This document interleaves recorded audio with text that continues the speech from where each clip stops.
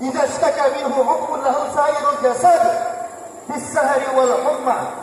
Jika ada satu anggota tubuh yang tersakiti, maka yang lain juga harus merasa tersakiti, bahkan merasakan panas dan demam.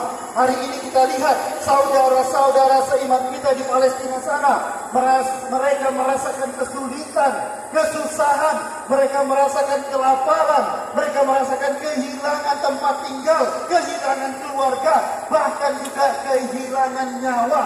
Maka tentu saja kita yang satu tubuh dengan mereka harus merasakan hal yang sama. Duka mereka adalah duka kita, sehingga kita harus bisa berkontribusi apa yang bisa kita lakukan untuk saudara-saudara di sana. Jangan pernah diam.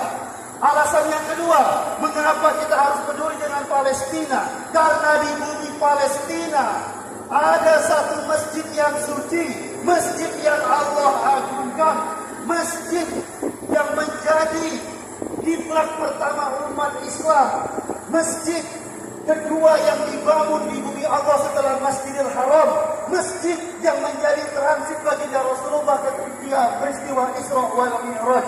Karena itu tugas kita bersama-sama untuk mempertahankannya.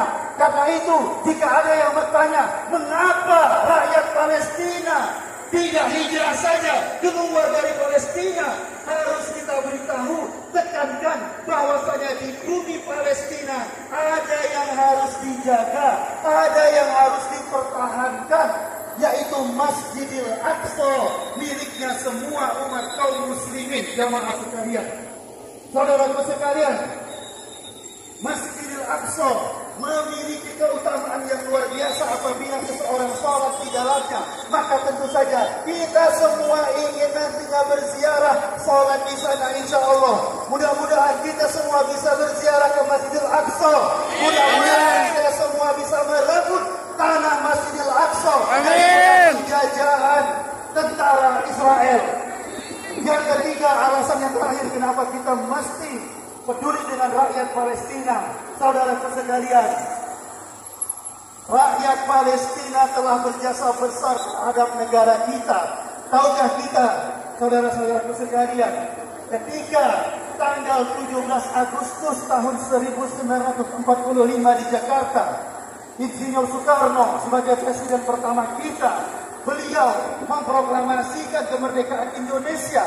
Dan ternyata saat itu dunia internasional belum ada yang mengakui kemerdekaan kita. Lalu untuk menggalang dukungan, dikirim salah satu tokoh nasional kita, yaitu Haji Agus Salim, ke negara-negara Timur Tengah. Di sanalah diminta bagaimana negara-negara Timur Tengah bisa memberikan dukungan dan mengakui kemerdekaan negara Republik Indonesia. Tahukah saudara-saudara sekalian, negara Palestina lah yang pertama sekali mendukung dan mengakui kemerdekaan Republik Indonesia secara de facto. Allahu Akbar. Bahkan tidak hanya itu, negara Palestina lah yang saat itu diwakili oleh seorang mufti besar yang bernama Muhammad Amin Al-Husaini.